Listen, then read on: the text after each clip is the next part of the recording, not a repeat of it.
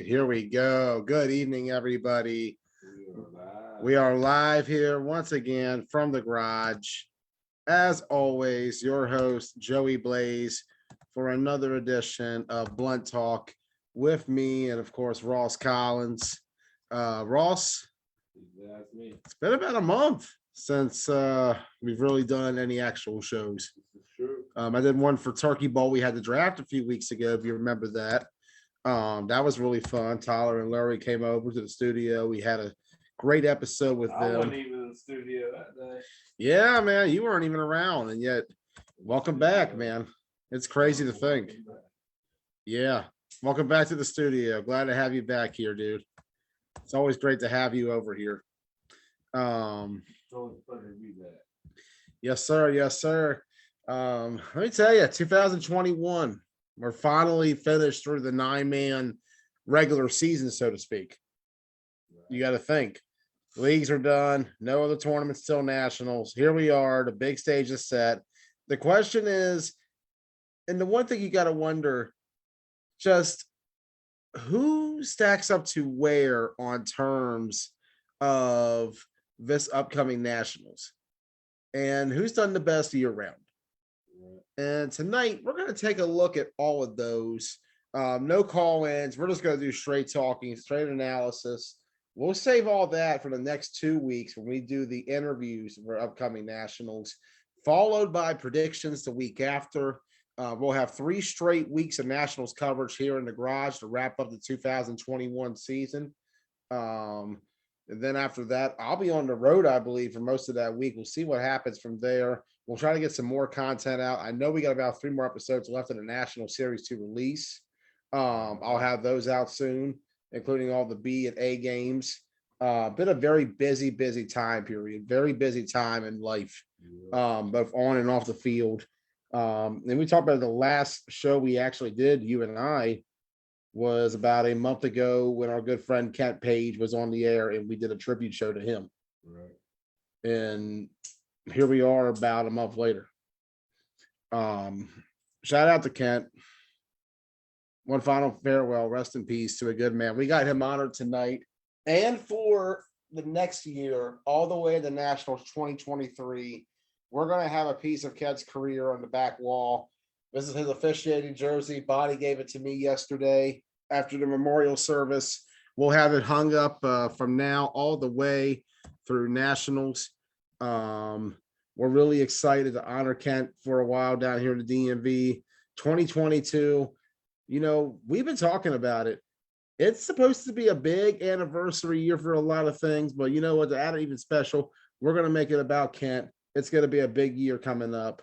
And I'll say yesterday, it was a beautiful scene seeing everybody come together to honor him over there down in Manassas. It was really good seeing everybody. It's been a month, man. It's been a month. Yeah. I feel like December's always a wild time.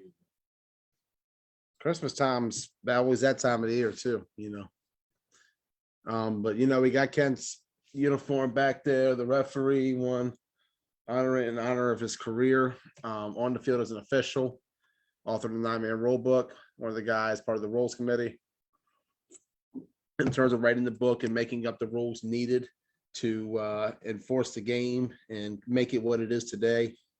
Also on the back wall display, we got every single jersey of every single team that we have that played in 2021. Main event back there, of course, the Mike D jersey on the back wall. We got over here the NTB Wolfpack, your A and B defending national champions. Main event trying to go back to back at A. Wolfpack trying to pull a second gen and break the glass ceiling. Can they get into A and win a natty? That's going to be the question. Also on display in the main part of it, Rampage, the year of Ahab. Think about it. They won OMFFL back in the spring. Ocean City champion, Charm City champion, Capital Classic runner-up. Right. They've been just playing all sorts of football this year. Where does Rampage measure up going into nationals?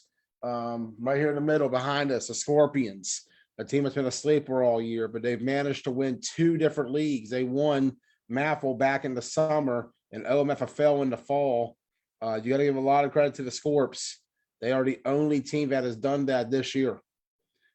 Big credit to them. They stepped it up when it mattered in league ball and A bracket ball. They've been getting up there as well. They've made the semifinals a good bit.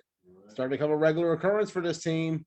Can they break through at nationals? What about the Misfits? Talk about a team that's been all over the place. Absolute road warriors out there on the field. That's a squad to look out for at nationals. They haven't got any hardware yet. Runners up in both KFFL and OMFFL, though, back in the fall. They've had shots. They haven't gotten there yet. They've been close. Close to PME, close to Strong Island Bulldogs. Can the Misfits finally break through come nationals? That is going to be the big question. You look at the rest of the teams on the back wall. Teams that are not even around anymore, we're going to talk about. Reckless Villains over here. Actually, they played an 8-man over the weekend. Virginia States, they were down there playing. Tyler Spencer was with them. Big shout out to the Reckless Villains. They were playing 8-man. Maybe we'll see the return of the Villains at 9-man next year. They played back in the spring. You go back to it. Look at the Bulls. That was a team that started out pretty hot back in the spring. Remember? We were talking them up pretty well up here, but then dropped off after Atlantic City, and not even a team right now. If and again, we'll see what happens. Yeah, you take a look down below us. We got even more down here. You take a look. Broadaxe over here in the blue, the Washington County Flag Football League undisputed champion of 2021. No one else can claim that title, just like the Misfits did last year when they were the undisputed champion of county in 2020. Can Broadaxe make that leap? A similar kind of leap the Misfits did in the next year? We'll see. You take a look at it. Killer Bees. Talk about a journey they've had. Oh my gosh. You talk about those Misfits they had that helped them win the championship. Oh, yeah. There's that part of the season. Then there's the Ocean City team that had a valiant defensive effort to play tough, but they had Josh Floyd at quarterback. Talk about a roller coaster. This was a team that every single game, I swear on God, dressed at least a different team every week. They never had the same roster every week. I think they had at least more quarterbacks started than games won in 2021. But yet they were the KFFL champions. Wild times in KFFL. Always a crazy time in Shippensburg, man. Pennsylvania. Always a crazy time, bro. Look behind us. The affiliate nation. Ocean City C bracket champions. Remember, they beat the Tri-State Spartans back in that championship. Ever since then, we haven't seen the affiliate nation by name, but only us coming into nationals. That little conglomerate they're putting together. I did see an AFN name back on there earlier. So we'll see. Let's see what's going to happen at nationals. I can tell you, no matter what, the nation always brings it. Looking back over behind us as well, Wolverines, the team that shocked the world when they went out there and they won the Keystone Flag Football League over the Misfits. TJ Holston, Dan Zangari, Dallas First, Brandon Real and company. Jamie Lagana jumping in from York 8-man, or not even York 8-man, Hanover 8-man. He came from the Hanover League to win this one. A big deal that was. Awesome time when Wolverines upset the Misfits. One of the biggest championship wins in recent history, receiving the 4th state. St. Louis Spartans, the runner-up at nationals last year. They haven't had much of a year this year. Remember, they haven't traveled much. They didn't really perform all that well this year in St. Louis 9-man. They put up a decent effort. We'll see where they're at come nationals. I think they'll come a lot more locked and loaded, and we'll see a Spartan squad akin to what we saw in nationals last year. Speaking of a Spartan squad, Tri-State Spartans. Talk about a roller coaster they've had this year. You go back to when the Tri-State Spartans were playing in the Ocean City C Championship and then the Washington County Championship. They were a KFFL team that almost got to the championship. Tri-State has had a roller coaster of a ride. And let me tell you, where did the Spartans rank? You'll be quite surprised. You take a look down here. The X Dogs, 20 years running strong. Another great performance this year. Matt Eisenberg and company got to the KFL championship. Fell just short though. And what is a growing league up in Shippensburg? You take a look down below. The Outlaws. They went out there this year. They did some work. They made a lot of improvements from last year. I'd get up, but like somewhere underneath of me. Like, hold on, let me scooch over a little bit. Hold on. There we go. Underneath of me. Look at there. The Warriors. You remember the Warriors, Ross? Yeah, I think so. Yeah, and next to them, the Demons. Yeah, the Warriors and the Demons. Let me tell you, two very similar teams this year that went out there and had a heck of a season on both ends, whether it be the Warriors in the spring or the Demons in the fall. We'll talk about both those squads, as well as, our good old friends at Gusto Land. Shout out to them, and Baez Auto, Wolverines, YAFFL. We talking about OMFFL, MAFFL, WCFFL, KFFL, GCFFA, RIFF, EB, SFFA, Bahamas National 9-Man League, St. Louis, and much, much more. Much, much more here tonight on Blunt Talk. All right, let's go ahead. Let's get the slideshow going. Professor Blaze in the house for another session here to educate you some knowledge here in the 9-man game. XFFL, Tapia, my bad. How can I forget about the conglomerate? XFFL, hey, we killed it last year. You, me, and Jerome out there on the stream field. I'll tell you what, that was a true XFFL production out there. Shout out to us, Ackerman, the twins, the photographer out there. I forgot her name. I feel bad. Meredith. Yeah, Meredith Hyatt. She did a lot of great work. Overall, great effort last year at Nationals. I look forward to seeing the media. Hey, you know what? Great effort in the media all year. Talk about the comeback live streamer of the year, Monet Anderson. Right. What a performance she's had, back-to-back tournaments. Ocean City, Charm City. Monet comes back in 2021. She shows that she's still the GOAT out there on the field. I'll tell you, man, game is just better than it's ever been. Stream team. Woo. Ooh. All right. Let's get these rankings. It says 9-man power rankings. Ignore that. I hate that title. There we go. That's the official card. The official card of the show. TBT, the ranking shows. It took me 2 seconds to make. Great work. All right. So here's how I score all this. I accumulated as much of everybody's wins, losses, and ties from league play, circuit play, open tournament play, and circuit tournaments that aren't officially recognized by the circuit, but was part of a circuit tournament, but is not a true circuit championship. Examples. Your league ball, the stuff you do normally.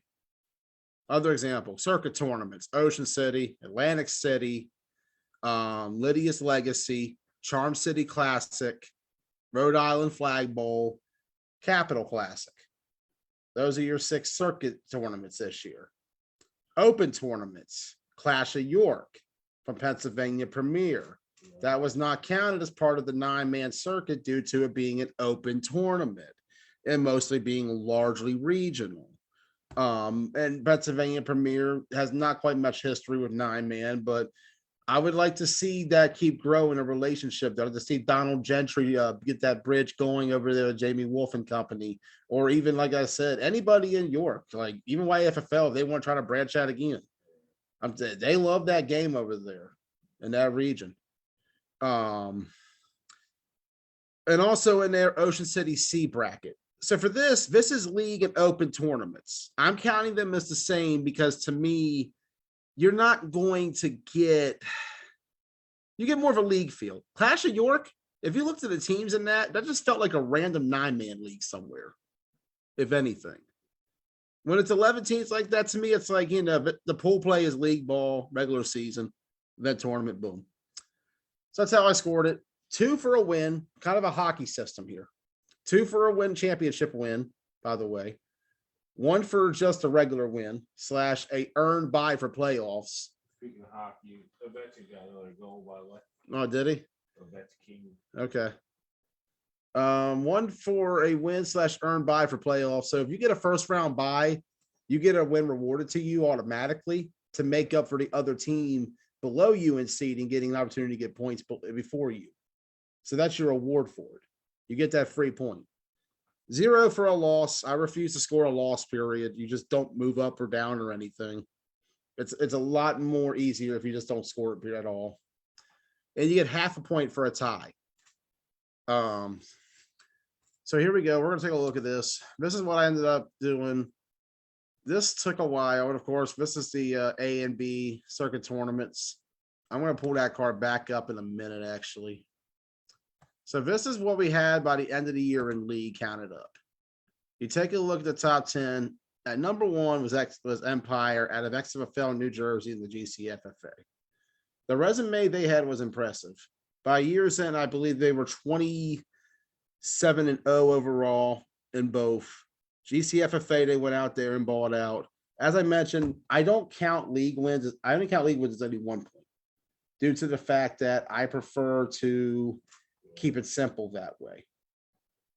By having the singular point, Empire built up a lot on league wins, which XFFL right now, they have potential, as you see in this top 10, on terms of overall league wins. You see Warhawks up there as well. They're 5th. That was the team that Empire beat in the XFL League Championship.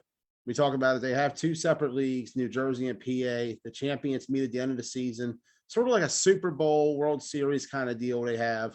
Really awesome occasion they do every season up in the XFL. Empire ended up with the most by the season's end. Remember, this is a team who was also the GCFFA runner-up this past year. So they did a lot of good work. I give credit to Empire. Sitting up there number 1, they had the best league / non-circuit wins of the tournament scored.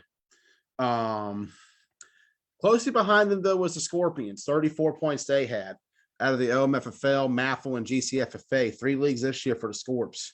MAFL Spray Champion, we talked about it. They beat Rampage.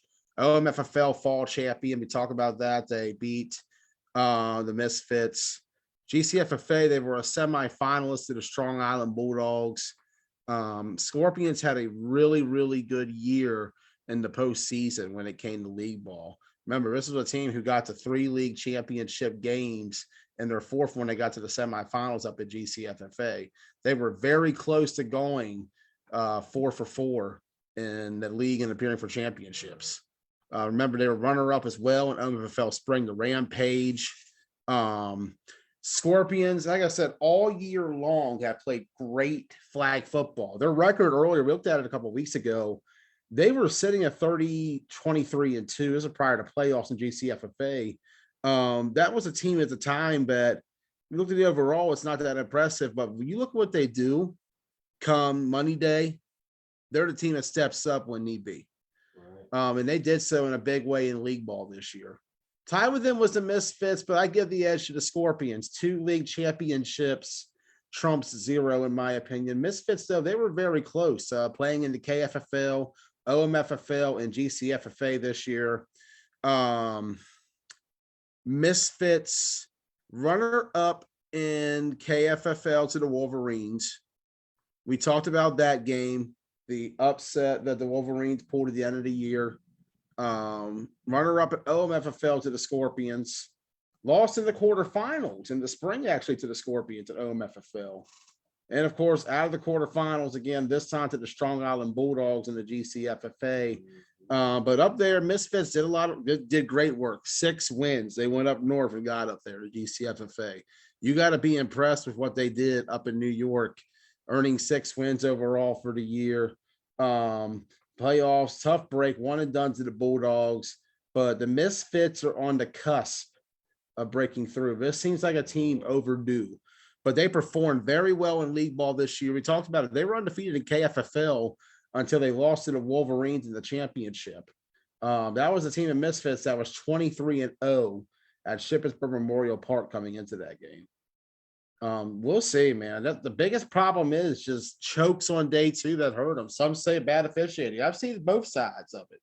I've seen bad officiating happen, but I've also seen critical mistakes and bad moments. Or times where you need be.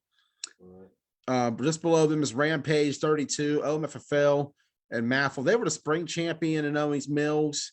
And Maffle, they were the runner-up. Both times were the Scorpions in very similar games.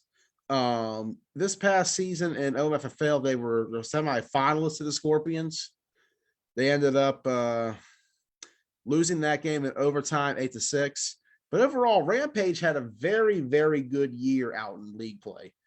This was a team who qualified for the Final Four and all 3 times they played league ball, got to the championship twice. They played a lot, great competition year round. You talk about those trifecta there in Owings Mills, Scorpions, Misfits, Rampage. 3 teams that went out there and did hella work this year. Same for Empire up above there. The top 4 teams you're seeing right now on terms of leagues were the ones who had the most participation. You look at it, Empire played 3 different leagues this year. 2 seasons in XFFL, 1 in GCFFA. Scorpions, they played 3 or 4 actually. 2 OMFFL, 1 MAFL, 1 GCFFA. Misfits, they played in 4, 2 OMFFL, 1 KFFL, 1 GCFFA. Rampage had 3, 2 OMFFL, 1 MAFL. They were a little burned out after summer. They played a lot of football. I think they played the most games all year, to be honest. Rampage did. I'm talking about this number 5 team, Warhawks 24. They are a team that's been a runner-up in the XFFL to Empire each time this year. Just falling short in both games. They've competed, though. This is a squad that clearly is doing a lot of work over there in the PA division in XFFL. They're sitting there at number 5 right now at 24 points. We talk about it. The competition there is getting better and better. It's still a developing league. You know, they've been around since 2018. You talk about it, it's kind of 2018 KFFL, XFFL, North and South Pennsylvania. A lot of developing teams in that region. We're going to see more of that as we go through these teams later on. Rhode Island Lions, they were number 6, 23.5 out of the RIFF at GCFFA. Champions in the RIFF, Rhode Island Flag Football. They beat Brick Squad Nation for the championship there. Semifinalists in GCFFA. Took a loss to the Punishers in that one back in the spring. Tri-State Spartans, number 7. This was a team who had a lot of league wins this year. They had 2 seasons in KFFL, 1 in Washington County. This is a team back in the spring. They were on fire, 16-4 at one point. And then since just absolute collapse, not able to get the same numbers they had. A lot of it due to travel from West Virginia for some of the guys up to Shippensburg, which in the spring was a lot more manageable for them. A little harder in the fall, it seemed. You never know. Yeah. We talked about it. Spartans were 5 and about 12 down the stretch. Not the same team we saw in the beginning of the year, but they will finish 7th place in league points for the year. That's a good note for them. That's something to hang their hat on, build upon for next year. PME, this was a team that came back this year in a strong way. They got 19, and by the end of the year, they took over Maffle. They reclaimed their throne. Blackhawks and Scorpions took it back to back. PME came in. They took back in league ball. They got it back in the championship against Ride Out. This is a team that, for just coming back in May, making a lot of moves very quickly, a lot of momentum for PME coming in the Nationals. We'll have more on that in a moment. Ballhawks out of XFFL PA, they're number 9. They had 19. They were the runner-up in PA both seasons to the Warhawks. Two very bitter rivalry there between both Hawk squad, the Wars and the Balls. It goes, what? That's what it's a close. That's what the Hawk Bowl. That's what they call it, the Hawk Bowl. I like that. There you go. That's corny, terrible. But Ballhawks and Warhawks, both teams been running well up there in XFL PA. Got to give them a lot of props. I'll just see more of them as time goes on. And right there at number 10, we got Elite Rebels, 18.5 points earned, including winning the Pennsylvania Premier Flag Football League, Clash of York 3 championship. Remember that tournament not counted, but Rebels got the win there. A lot of their points came from that. Remember, they played in a very tough OMFFL this past season. They did have some sort of presence with the Wolverines in KFFL. But we couldn't really fully credit that point over to them, or else we might have credited some of that to Baez. It was kind of a complicated. I consider Wolverines to be kind of a renegade team, so to speak, one that came in for a specific purpose. Under the name of Wolverine, so Yeah, can't really credit Jamie Laganis for but like if they had that with there, they'd be a little further up there right now. They'd be up there with the Misfits, the Rampages, and the Scorpions. But they've had a good year overall. Among league teams, this is where I ranked the 25 league teams, league only, I should say, ones that did not travel. Number 1 was Warhawks, obviously, as mentioned, XFL PA champions. Number 2 is Public Enemy. Public Enemy was the most recent champion in the Empire Blitz League up in Albany. They won the fall championship just a few weeks ago. They had a really good year, 18 points earned overall. 3 is Ball Hawks, as mentioned, they're tied there. Public Enemy got the nod, though, due to the league championship they earned. Dark Side is 4th. I got 17 for them by the end of the year out of XFL New Jersey. They competed all year round with Empire and came close a couple of times against them, but just wasn't enough to get past there. A lot of potential early on for these XFL teams, sitting on the cusp of that line between non-travel and travel. I'll just see some more of them get out there soon. We've seen what Empire's done so far. Down there, 5th is Savages out of XFL PA. Beast Mode 6 out of SFFA in Miami. They were the league champion down there. That's a league that, just like KFFL, just like XFFL, came up in 2018. They are starting to learn the game a bit more. They're starting to grow into it more. No excuses. The team they beat in the championship, they went to nationals last year. They're going this year. Category 5 is going to that league. Beast Mode is a team that, yeah. I'd like to see Beast Mode try to get out there at nationals sometime soon. Yeah, that'd be cool. Yeah.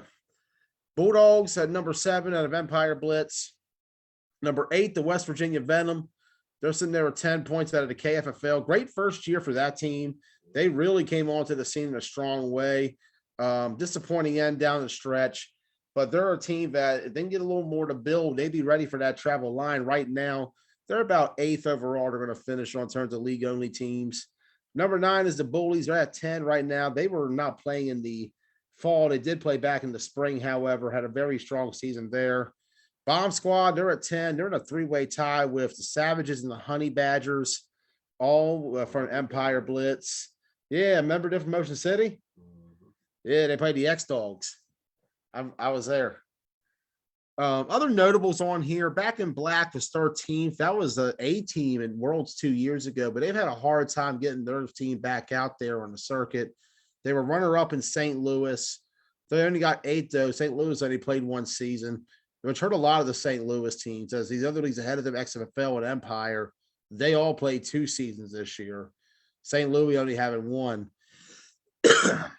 And you look down the list, other notables. Warriors 18 for us. Hey. There you go. Hey, best team around. Demons 19th below. Got to give the Demons props as well. They had a big season this past year. They made a big splash coming onto the scene in the KFFL. They got to the semifinals, falling just short to the Misfits. Yeah, I'd like to see those 2 teams face off sometime. That would be an awesome game, dude. Just have we should make reversible jerseys. I think you and Sean Parker should get together and make this Warriors Demons game happen. I think we should make it happen. All right. And then from there, you got a couple XFL teams, Grim Reapers, Illtown, Bad Boy, singular, not plural. Crooks, plural, not singular. Savages, plural again. That's a different Savages than the other Savages I mentioned so far. You're going to see a lot of savages on here. And then prime time, rounding out of 25th out of the KFFL with 6 points. Unfortunately, they did not finish the season. Moving on. This was what I had for B points. Now, do not confuse this with Jamie's points in any way, shape, or form. Please do not. I actually said this in the previous post, actually. This is, I count Saturday and Sunday stuff, and I do with my system. I count B points as, let me get back on the rubric, actually, since we're on that. So, like I said, this is circuit tournaments, has all 6, OC, AC, Lydia, Charm, Rhode Island, Cap Classic. For A, we got 5 for a championship win overall. That's a bonus point. 4 for a win / earned by in the playoffs. 2 for a tie. B, it's 3 for a championship, 2 for a win, 1 for a tie. So I scored A little bit higher. The way it works is if you're in an A bracket, you get a win in the A bracket, you get A points. Right. Now, the one that was confusing was Lydia's Legacy, which was open bracket pool play on Saturday. And the idea was you had 3 A teams already playing A Sunday, but 3 of the top 3 teams were pushed to A from B from Saturday to Sunday, which that included the Long Island Ducks, Empire, and Young Guns.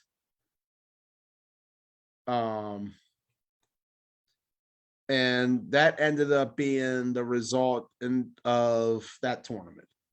So the points they earned, if they played against B teams that were in the B bracket on Saturday, were counted as B points. If they beat an A team, only counted as A points. I don't believe either of them actually beat any A teams, which when I was looking over the math overall, so it's irrelevant, but that's just to note. Same for the Punishers. The Punishers beat some B teams on day 1. So I'm counting those as B wins.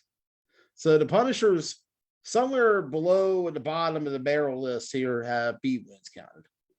I don't have that full chart because I just didn't bother going with that, but it's available elsewhere. So this is what we had. This is just other stuff. Hold on. Moving fast. There we go. B wins overall. Mind you, like I said, I counted games played in B tournaments both Saturday and Sunday.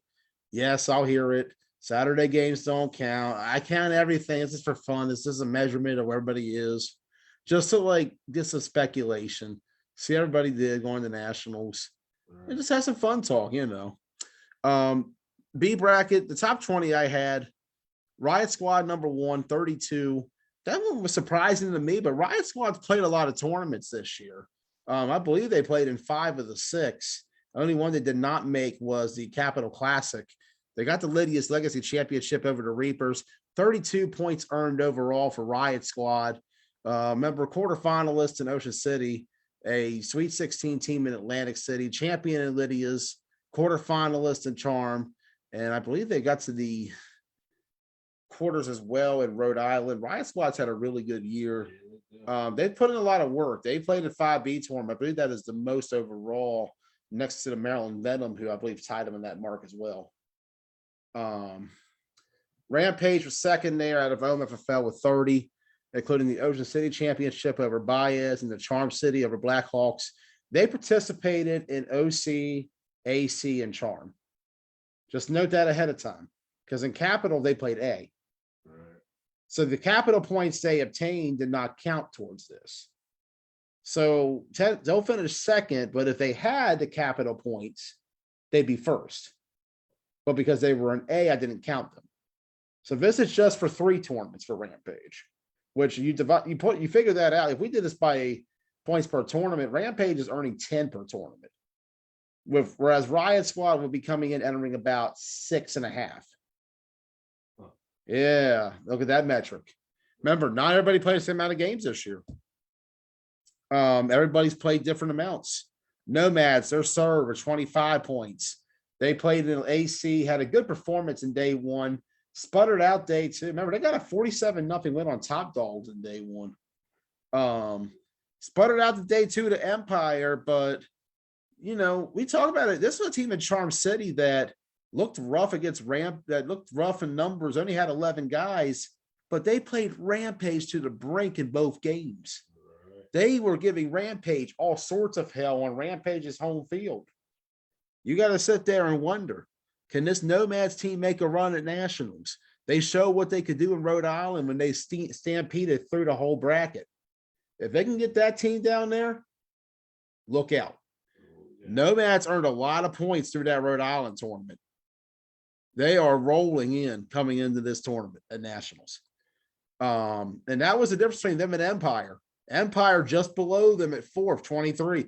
The difference was that championship game in Rhode Island. It matters, man. It matters. Tight one that was on terms of how it's been between these two. A back and forth, small, interesting rivalry brewing. A new school and old school breaking out here. Remember, Nomads have been around since 1992. They go way back. They are old school New Jersey 9-man. Old school New Jersey flag football. Empire, they're kind of like this new kid on the block. They got that shiny XFL logo on them. They got the GCFFA league play. They are a team that has been a huge splash in their first year. They beat the Nomads in the Nomads' home state, but the Nomads got them back in Rhode Island. We need a round 3, bro. We need a round 3. Just tied with Empire, but I'll give the nod to Empire in this one. Maryland Titans at 5th.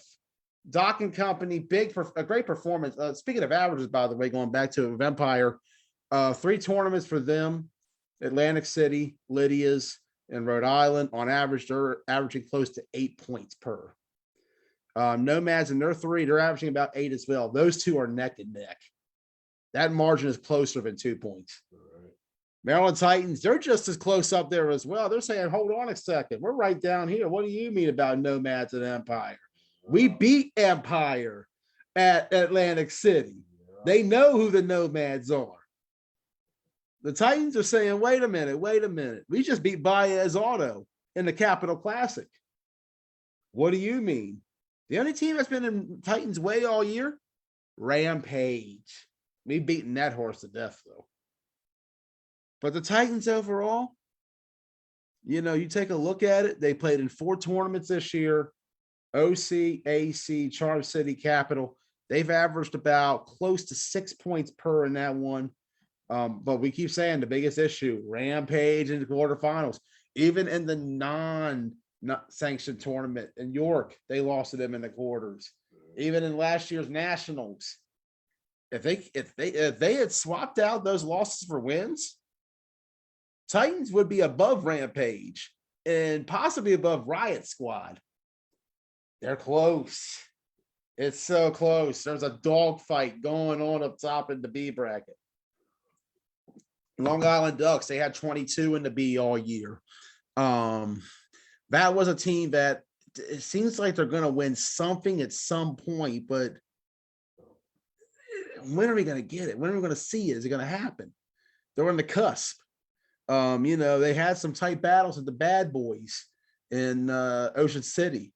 AC, they came out, but ended up falling to a Reaper squad that came out of nowhere that tournament. Lydia's Legacy, some could say it was a little unfair. They got pushed into A because of the bump up. Some say they could have won B if they were allowed to play B in that one. Riot Squad might have a bone to pick with that, but I think the Long Island Ducks would have had a strong case for it. On average, this is a team that's coming into this one. They're getting about 5 points per tournament, 5.5, give or take. They played up in OC, they played AC, they played Lydia's, they played Rhode Island. They're close. They keep falling just short. We'll see if the Ducks can run amok at Nationals. 7th, Brick Squad Nation, 21 points overall playing B this year. This is a team that showed what they could do going on the road to Ocean City back in April, getting to the semifinals, falling just short against Baez Auto. This is a team that was runner-up in the Rhode Island League to the Lions. Wow, what did I say? To the Lions. I'm really not sure. Yeah. Something like that. Brick Squad overall, they've been putting in a lot of work. On average, I want to say they're getting about 7. I don't think they've done 3 tournaments so far. I like where they're going into this direction at Nationals. Looking forward to seeing how Brick Squad performs. Long Island Reapers #8. This is a team that had a pretty hot start in circuit play. They were 4-1 at AC. Then they got to the Lydia's Legacy Championship against Riot Squad. Fell just short, and we haven't really seen much of the Reapers travel since. They've kind of taken a slow down. I think they're going to be ready come national. This is a team who definitely could compete. They showed it in the GCFFA this year. They've shown it in the 9-man B circuit. I look forward to seeing what the Reapers can do. That's a team I want to see live very soon. Number 9 is the Bad Boys. They're sitting to 16 points from B bracket wins. This was a team who had a lot of promise and potential at the start of the year. Remember, the Renegades were my number 1 team coming into nationals last year, and the Bad Boys were sitting at number 2 after Ocean City. Since OC in that semifinal appearance, we talked about it, the string of bad luck.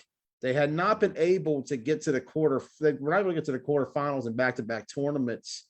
AC, they fell to Ride Out on day 2. Charm City, they fell to Riot Squad. Bad Boys had it bad there for a while, but they've been bouncing back and starting to get some momentum coming in the nationals.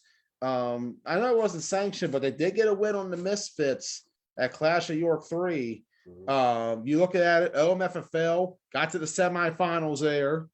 Capital Classic semifinals they got to against the Titans. They were the number 1 seed coming into Sunday at Capital Classic. The Bad Boys may not be the best boys right now, but they're playing a lot better ball than they've had all season. This is a team who's playing better team ball. And sometimes that matters a lot more than lighting up the scoreboard like they were back last year around this time, whether it was with the Renegades or even Aftermath. Apex Dragons and Baez and the Blackhawks and Only Us are all tied from 10th to 13th with 14 points each. Yeah, a bit of a traffic jam there. I'm not going to clear it up much. In fact, a lot of traffic as you look down on this list. You take a look at the point gap overall. That's going to change come nationals. The only A team I have on here is Chang Gang Blazers, which I kind of feel like, and I'm kind of wondering if I may have just copied and pasted that.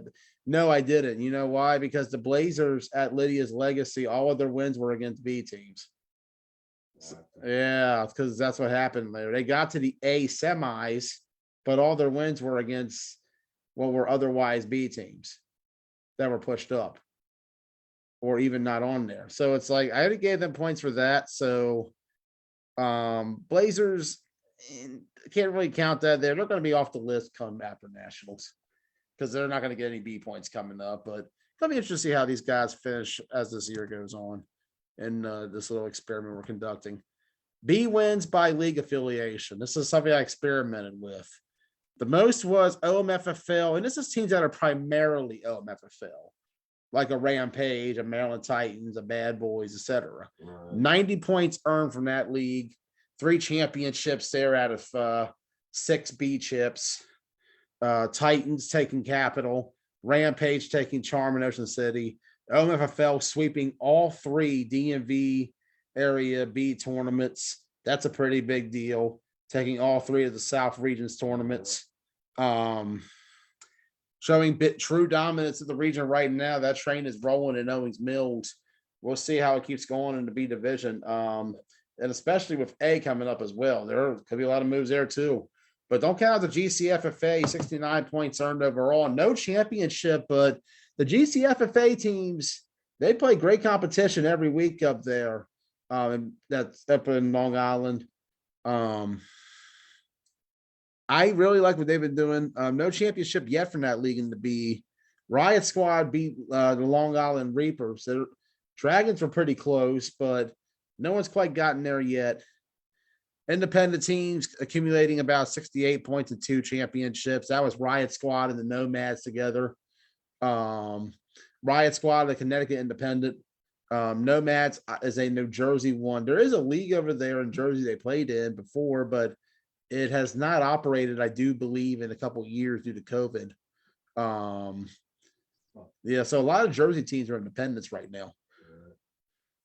Which I believe that'll change at some point soon.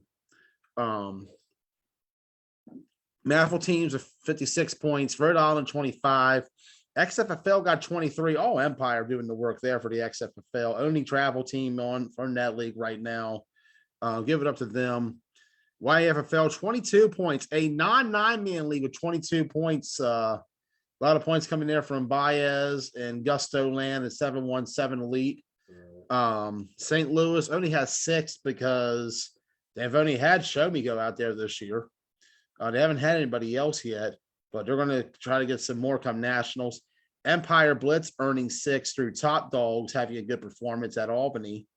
And then KFFL 4 points they have overall in Keystone from the Bees. B points, and that was the Spartans when they beat the Bulls and the Jets at Charm City. Yeah. A bracket win, points scored overall. I want to point out some notables here in a minute. Strong Island, number 1, of course, 54. Only with 2 tournaments under their belt on top of it. Only through 2 tournaments they did that. OC champion over the Lions, AC champion main event. They went 9-0 and accumulated all their points in those 2 tournaments. And they played A all year and had those performances that whole way through. They'd be rolling right now. They had just enough. They're worried about winning a natty. They don't care about these style points. They're a little curious. They might want to see how they end. That's because they had a little boredom, curiosity. But they know what it's all about. They know what they want. They know what they need. They've climbed the mountain before. They flexed their muscles in a big way this year in the A bracket, winning both tournaments and going undefeated. And you talk about it, they've beaten a lot of A teams along the way. We'll get to that in a minute. They've just been playing great ball all year, the Bulldogs have. High Rollers, 49 points. On average, by the way, Bulldogs, 27 points earned per tournament. Rollers, 49 have accumulated. They played in OC. They played in Lydia's. They played in Charm. And they played in Rhode Island. 12 points on average accumulation there for the Rollers. Charm City champion of our main event. They were runner-up in Lydia's Legacy to the Punishers, however. We haven't seen them on the circuit since Charm City, but I do believe the Rollers will come out strong come nationals. Punisher sitting at 45 out of the GCFFA. As mentioned, Lydia's Legacy champion of the Rollers. Punishers played in AC. They were pretty thin in numbers, but had a really good run there, getting to the semifinals, falling short to Strong Island. Won Lydia's Legacy over the Rollers. Quarterfinalist rather, to the Scorpions at Charm City Classic. And of course, in Rhode Island, runner-up to the Lions in that excellent game they had for that A championship. And speaking of Lions, just below them with 41 points. Lions didn't do much travel this year. They played Ocean City. They played Atlantic City. They played Rhode Island. That was all they needed. 41 points accumulated. On average, a little over 13 2/3. They were Rhode Island champion over Punishers. Yes, sir. Runner-up to the Bulldogs in Ocean City. Quarterfinalist to main event in Atlantic City. The Lions are definitely up there with the rest of these squads above them. Like I said, this A bracket, a lot of strong competition up top. That's going to be an awesome nationals ahead. And you know how it always is with those 5 northern teams, especially main event, who look at main event, they only have 40 points. They've only played 2 tournaments as well. AC and Charm City, remember, they played AC, got runner-up to Strong Island there. That was their first loss of the season. Their second was to the Rollers over in Charm City's championship. Had that gone another way, they'd be sitting where Strong Island is right now, I do believe. That's how close main event is, and that's just through 2 tournaments. It averaged 20 points per. Main event's doing some work right now. I got to give it up for them. Misfits, they got about 40 out of the KFFL. They're tied with main event, but I'm going to give main event a nod because main event has a stronger average per so far of 20. Misfits, they've been in OC, AC, Charm City. and of course Capital. They're averaging about 10 points per tournament there. Semifinalists to the Lions over in Ocean City. Atlantic City, they were one and done to take over in the first round on Sunday. Charm City, semifinalists to main event. Capital Classic, semifinalists to PME. They performed well. They just have not been able to just get to that championship game yet. But the Misfits, within reach of the top 5 teams above them, let's see if they can finish strong. Scorpions, they got about 36 earned out of the OMFFL. We talked about it. Ocean City, one and done on Sunday to the Misfits. AC, however, they came onto the scene. They made a big splash. They showed they arrived. They fell just short to main event in the semifinals, 14-6. Charm City, they've got past the Punishers. Short again, though, to the Rollers in the semis. Capital Classic, short again in the semis. It's time to Rampage of all teams. A bitter rival in what was the end of a war these two teams had all year. An absolute war. PME, eighth place, 21 points. They were Capital Classic champion over Rampage. PME in their comeback tournament goes undefeated, or gets one loss. Actually, the one loss to the Scorpions. But otherwise, they made a run, man. They went out there, they beat Rampage twice, they beat the Elite Rebels, they beat the Misfits. Yeah, they lost to the Scorpions, but they competed with the Scorpions. They won the A championship. They became the first non-Rampage team to win a DMV A championship. I think since Adrenaline Rush did back in 2017, I believe was the last one prior to that. If I'm wrong, please feel free to correct me. My record book is not thoroughly written as good as it should be. Elite Rebel sitting there at 16 points out of OMFFL. Here's a surprising one. Rampage, 10th, with 12 points they earned in A play this year. So that's the first, Rampage and PME, the two first B teams, and let's be real, PME's an A team. If you're the only A champion in your area, you're an A team, especially if the other ones above you are. But Rampage, same thing. They're an A team to an extent. They play B, though, because they want to build through it, earn that championship, make that step, try to pull a second gen maybe. But they play with that A competition locally very well. And, you know, they've gotten wins on Misfits and the Scorpions. They beat PME back in Maffles playoffs in the summer. They beat the Elite Rebels. But you see, they're up there. Chain Gang Blazers. 4 points from Chain Gang, 8 from the Blazers. You put that together, 12 overall. They're tied with Rampage at that position. Rampage, though, above some A teams. They're above Takeover, who has 8. But Takeover didn't play much. They only played AC this year. And that's it. And we won't see Takeover at Nationals either, unfortunately. 148 Outlaws, they had 8. They only played AC as well, but that was it. They won't be at Nationals either. They just dropped out. Baez Auto, they earned 8 points out of the YAFFL. They got both of theirs against Dream at Charm City Classic. Baez B&B, however, right out. They got 4 points. They earned that at Charm City Classic against OTF, who's right there tied with them with 4 points as well. Huh. Someone's missing. Did I say Dream earlier? I think you did at one point. But Dream don't have any points. Yeah, Dream has 0 coming into Nationals. And that is through 4 tournaments. 0-12 overall.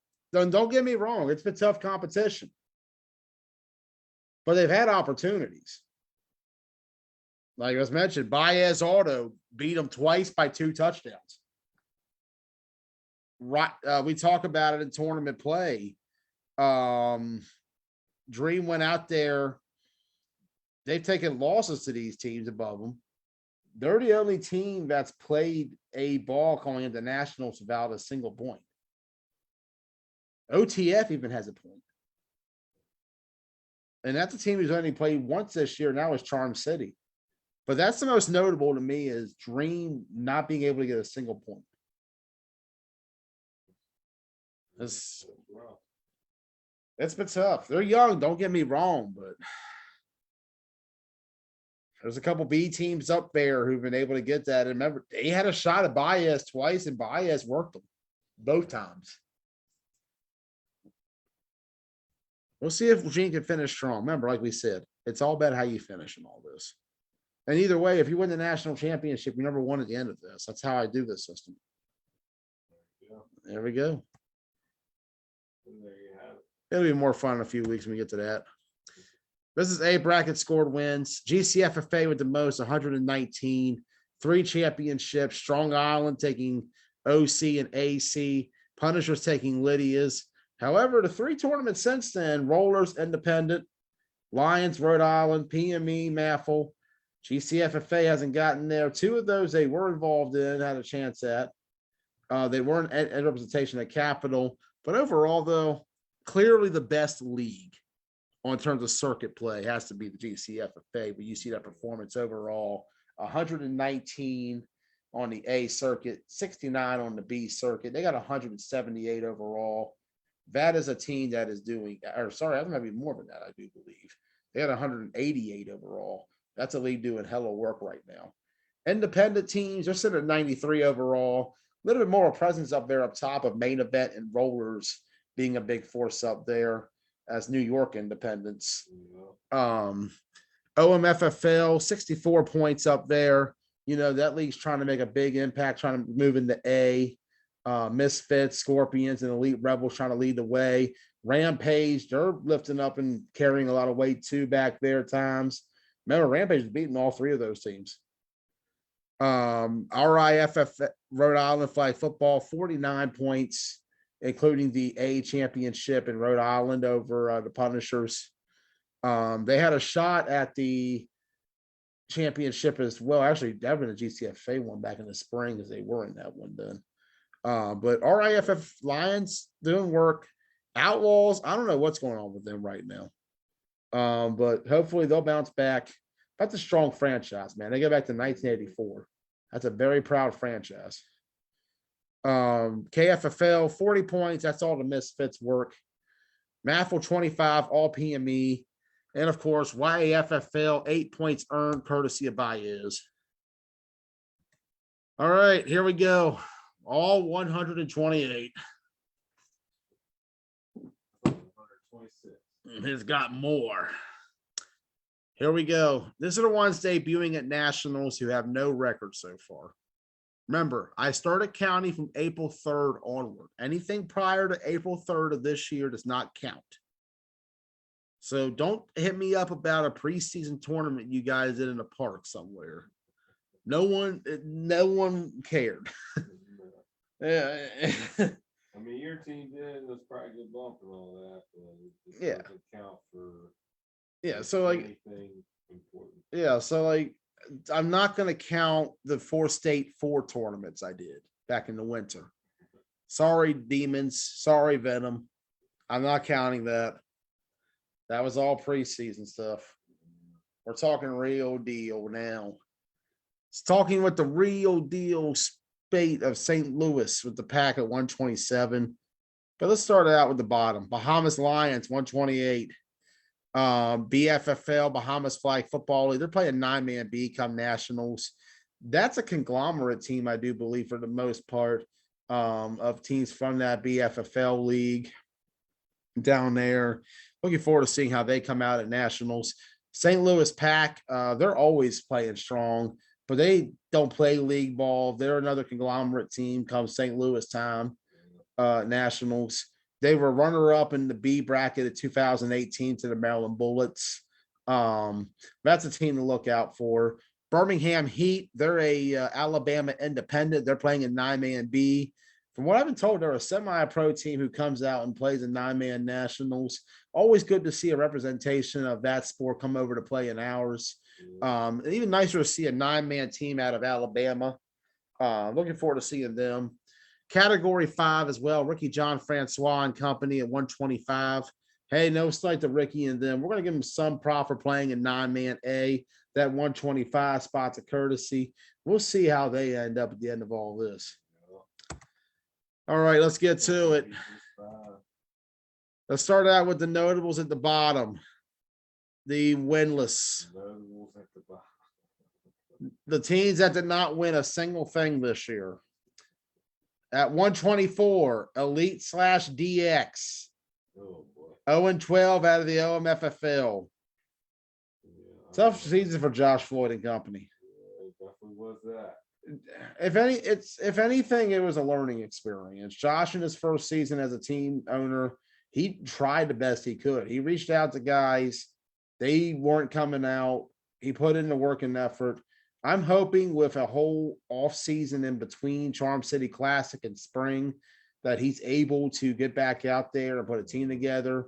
But the 9 losses in OMFFL of Elite, the 3 with DX and Charm City Classic. Tough times overall. 0-12. They're going to finish at 124.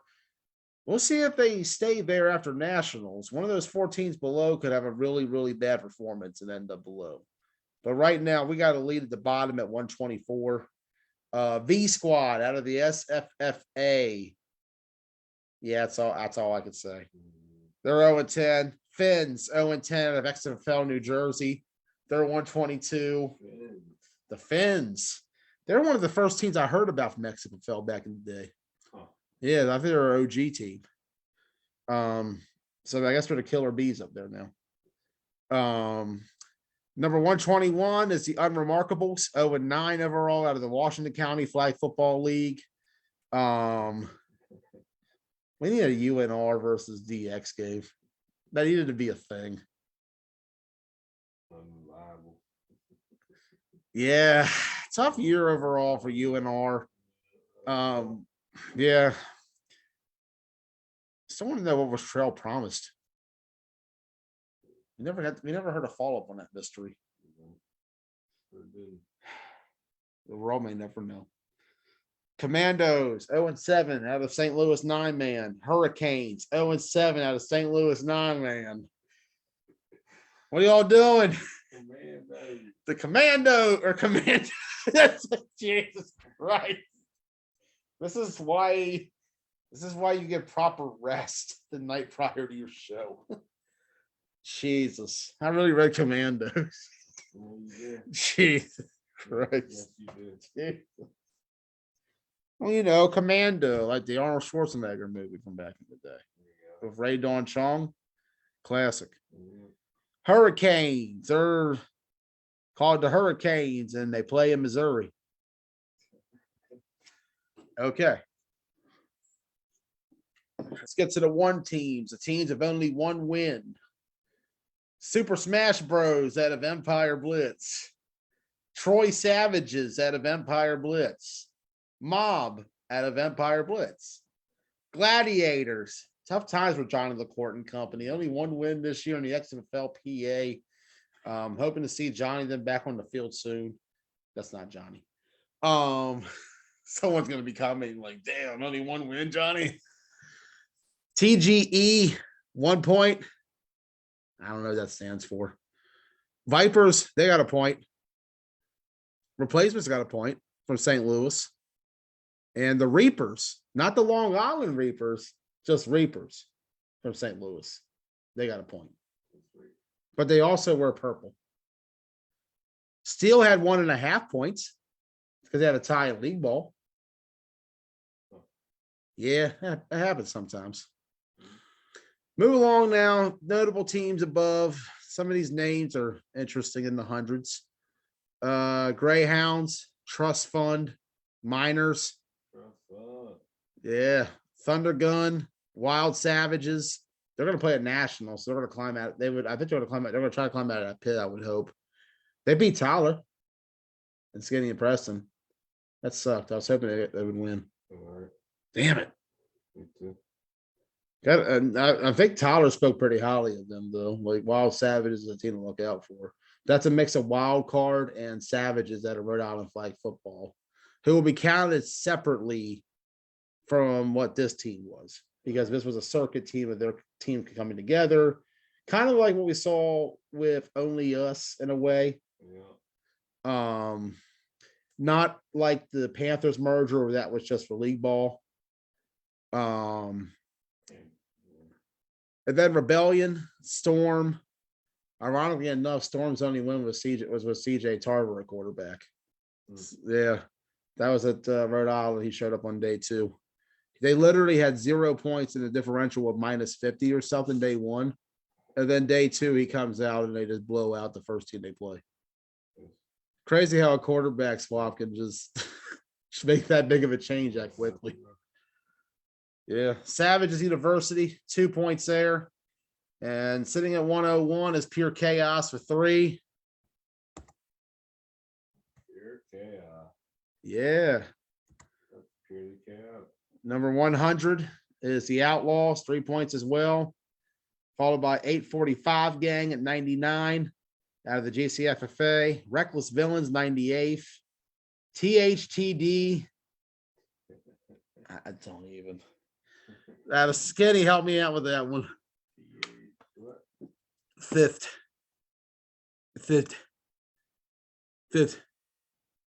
See, that's the way I'm pronouncing it. There's like a THT and a D there.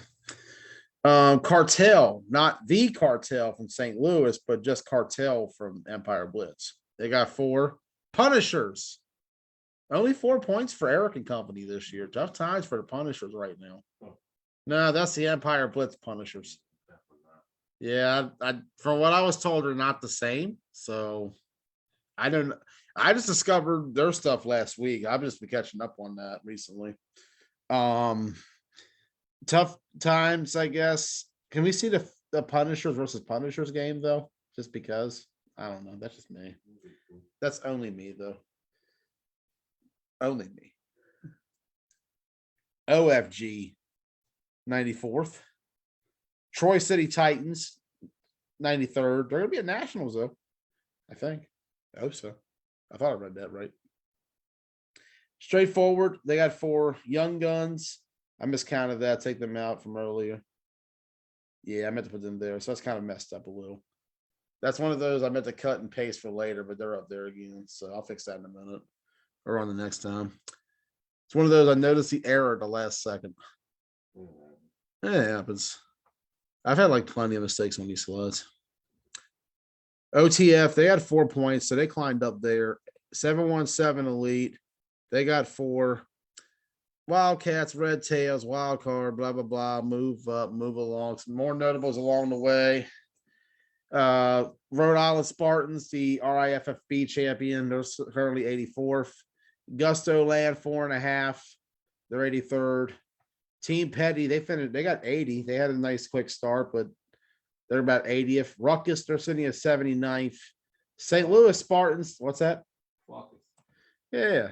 St. Louis Spartans, that's it.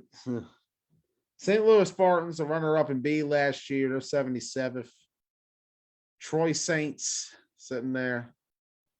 76. Royals, Gryffindor, Dead Ducks, Prime Time, Rhode Island Savages, Dirty Birds, Show Me Football, 401 Pressure, Crooks, Bad Boy.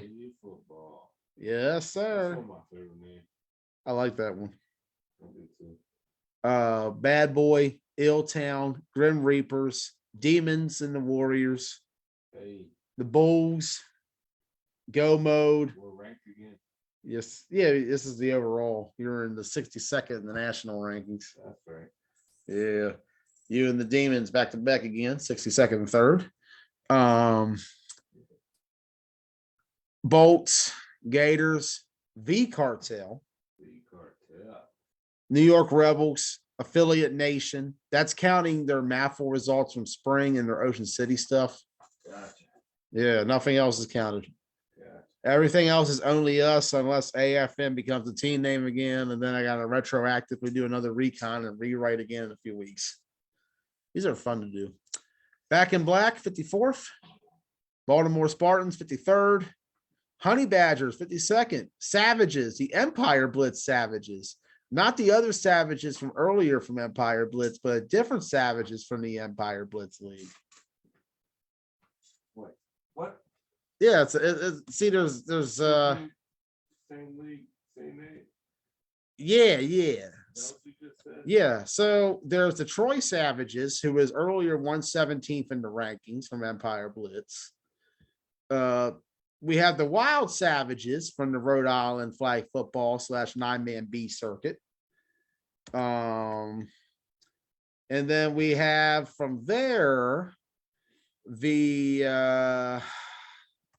don't see one on this page for once. All right, that's different. And then we have the Savages from the Rhode Island Flag Football League. And then we have the Savages from the Empire Blitz League, because there's the Troy Savages and then there's the regular Savages. Oh, Yeah, they have two Savages, but one has a city name. Yeah, we're at so far, I think we're at 5 teams with Savage in the name so far. there'd be a lot of savages. A lot of Savages out there. Oh, yeah. Keep it going. 50th Bullies, Bomb Squad, West Virginia Venom, Killer Bees, Bulldogs. This is the 46. Browns, No Excuses.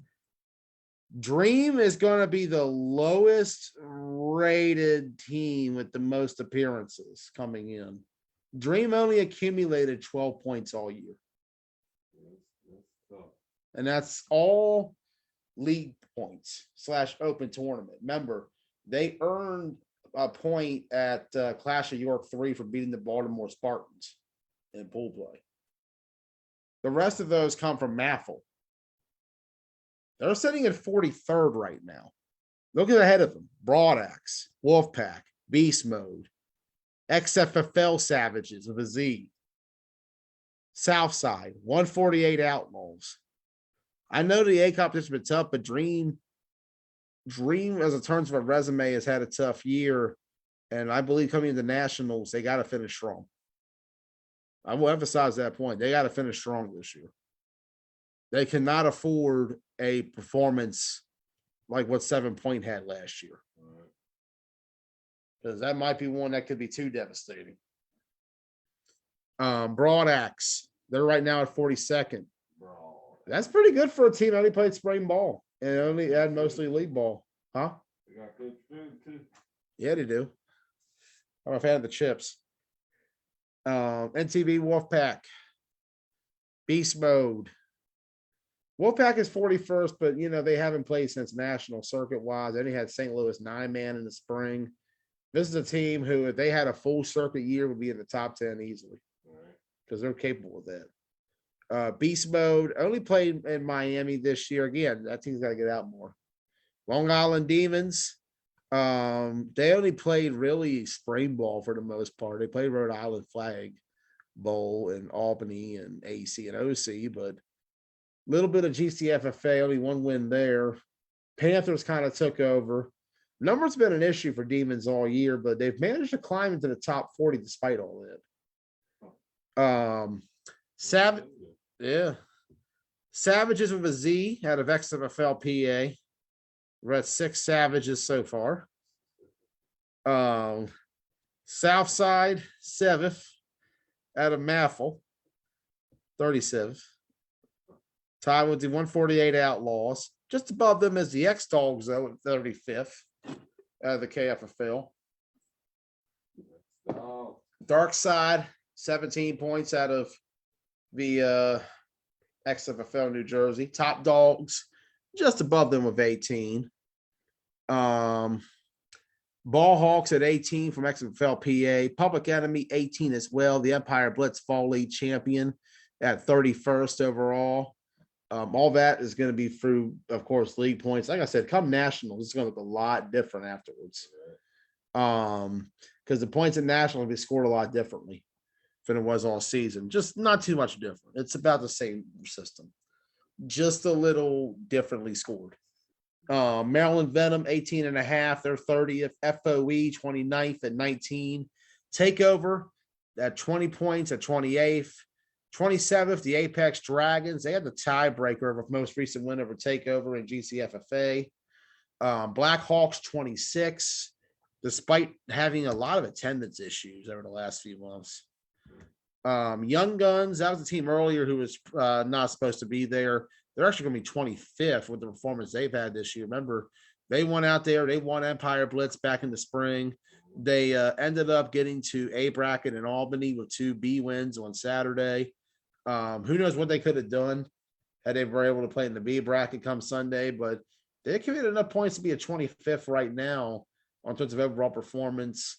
Remember, this is an evolutionary process. It's not perfect early on. I'm going to, as I said, as the time goes on, I'm going to make some tweaks with the way the rubric works, especially come next year when I think we'll see a lot more games being played and more leagues popping up. Only Us, they're at 21 and a half. They're tied with the Reapers technically, but the Reapers I give the edge to with the championship appearance at Lydia's Legacy. Nomads, they're at 24. They're just behind the Tri-State Spartans at 25th, who's 21st overall. Just tied with Baez Auto, who has the lean though due to a circuit championship appearance in the B twice over the Spartans, but they're overall tied for 20th. Warhawks 19th overall, as mentioned, they're a non-travel team. A lot of the points earned through league play all year. Just as Empire dominated New Jersey, they dominated Pennsylvania. Long Island Ducks, they're sitting at 18th, 26 and a half. Remember, they didn't play much after the spring. Remember, this fall, GCFFA, they were with the Demons as the Panthers. In terms of travel, they played Rhode Island. Rideout 17th, 28 and a half. Brick Squad 16th, 29. Chang Gang Blazers 29, 15 overall. 14th Bad Boys at 30. 13th Riot Squad with 32. 12th Elite Rebels at 34 and a half. 11th Playmakers Elite sitting there, 40 points, 40 Ross for the year. 40 points. Yeah. I'm actually going to flip them in main event there. I got main event at 11th and PME 10th because PME got the A chip. Number 9, the Titans, 41 and a half. Remember, a lot of the main event being 10th, like I said, that's 2 tournament appearances only. They haven't played a lot of games, but they perform when it matters, and that's all they need to do, and they'll win the whole thing. I know, I saw it already this year. Number 8, Rollers, 53 points. Empire was 7th at 61. Lions at 6th with 64 and a half. Punishers 5th of 67. Scorpions 4th of 70. Bulldogs 73 points overall. Misfits 74 at 2nd. And number 1 with a tiebreaker with 3 championships, Rampage with 74 earned points overall this year. And yeah, 74. But as we mentioned, the Bulldogs, they haven't had the production in games that the Misfits, Rampage, and Scorpions have had. But them, the Lions, and the Punishers and Empire have had the most work of any of the teams up north this year. And you look at the top 10, it's reflected in the work that these teams have put in all year in different matchups throughout the year. So that's what we got for overall. By region, this is what I got by the region. In the north, I got Strong Island first, Punisher 2nd, Lions 3rd, Empire 4th, Rollers 5th. Put a 3 there next to the 1. Main event 6, Riot Squad 7th, Chain Gang Blazers 8th, Brick Squad Nation 9th, Ducks 10th, Warhawks 11th, Nomads 12th, Young Guns 13th, Apex Dragons 14th, Reapers 15th, Takeover 16th up north, 17th Public Enemy, 18th Ball Hawks, 19th Dark Side, 20th the 148 Outlaws. Down south, the way they got ranked by the end of it, Rampage 1st, Misfits 2nd, Scorpions 3rd, Titans 4th, PME 5th, Rebel 6th, Bad Boys 7th, Rideout 8th, Baez 9th, Spartans 10th, Only Us 11, Blackhawks 12th, FOE 13th, Venom 14th, X-Dogs, Southside, Beast Mode, NTB Wolfpack, Broad Axe, and Dream. Wow. And then by territory, GCFFA, as mentioned, Bulldogs, #1 coming in, then Punishers, Blazers, Ducks, Dragons, RIFF, Lions, then #1, Brick Squad, second, Outlaws, Pressure, Savages. Among independents, Rollers have the most points coming in among independents, followed by Main Event, Riot Squad, Nomads, and the Dirty Birds. XFFL, PA, and New Jersey. Empire first, and then Warhawks, Ballhawks, Dark Side, and the Bullies. Empire Blitz, Young Guns, they got 21. Despite not winning the fall, they managed to get the most points overall this year. That tournament appearance at Albany helping them with that. Public Enemy second. They're tied with Top Dogs in that position. Bulldogs fourth, Bomb Squad fifth. And now we finish up the regional rankings. Huh? Bomb Squad.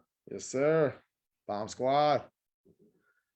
For state, I combined KFFL and county for the year since county only operated spring only. And a lot of teams kind of just shared a region. Misfits with the most there are 74, followed by the Tri-State Spartans of 25, X-Dog 16, Broad Axe and Killer Bees, rounding at the top 5 there. OMFFL, it was Rampage, Scorpions, Titans, Rebels, and Bad Boys. And finally in Maffle, PME, Ride Out, Only Us, Blackhawks, FOE. Your thoughts of all this, Ross? Craziness. Yeah, so it's interesting to see how it all played out this year. You know, Riot Squad performing the best in B coming in. Warhawks, obviously the best non-travel team coming in the country. Maybe. I'd like to see a C bracket, so to speak. Maybe like somewhere in a cold weather area where teams gather locally from all these leagues, these small league teams who don't travel to Florida because maybe it's too much right now. Maybe have them duke it out. Maybe like the weekend prior or something. That'd be a little fun. Yeah, it would. But when I break it down by region, what stands out to me the most is teams who perform the most consistent are the ones who will be on top by the end. And that's why, to me, Strong Island and Main Event, the two teams who average the most per tournament on terms of points, 27 for the Bulldogs, 20 for Main Event. Those two are the ones to look out for. You want to look out for the workload teams too, the ones who put in the work year round. You know, put Punishers in that list of Main Event and Strong Island. Put the Lions in there. Put the Rollers in there. But, you know, you might have the teams like Rampage, Misfits, Elite Rebels, Scorpions, PME. All of these teams, even the Maryland Titans making some big noise coming in the Nationals. It's lit. It's legit. It'll be here in a few weeks. We got more coming. Media show next week. Till then, I'm Joey Blaze. We'll see you soon.